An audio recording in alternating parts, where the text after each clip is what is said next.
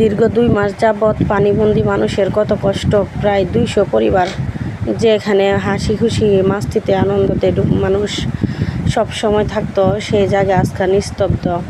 একটা পরিবারের মানুষও পরিবারে নাই।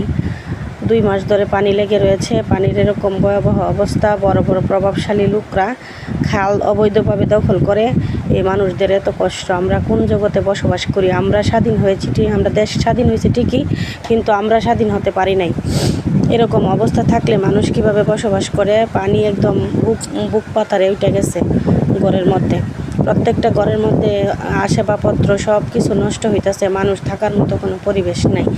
২ মাস পর্যন্ত পানিবন্দী। এত মিছিল মিটিং, চেয়ারম্যান মেম্বার সব কিছু প্রশাসনের লোক আসতেছে, কিন্তু আসলে কি হবে? বেকু দিয়ে কিছুক্ষণ মাটি খোঁড়ার পর আবার কাজ বন্ধ করে রাখছে প্রভাবশালী লোকরা। অবৈধভাবে বাড়ি ঘর বিল্ডিং দখল করে রাখছে এই সরকারি খালের জায়গার মধ্যে। যে খাল দিয়ে পানি আসা যাওয়া করতো, ওই খালটার উপরে বিল্ডিং বানায় রাখছে, ঘর বানায় রাখছে, দোকান বানায় রাখছে। এরকম অবস্থা করে রাখছে, মানে বলার মতো না। এরকমভাবে করলে মানুষ কিভাবে শান্তিতে বসবাস করবে? একটা মানুষ পানিতে কয়দিন থাকতে পারে? এভাবে যদি ঘর বাড়ি ডুবে যায়, প্রত্যেকটা ঘর ডুবে গেছে এভাবে।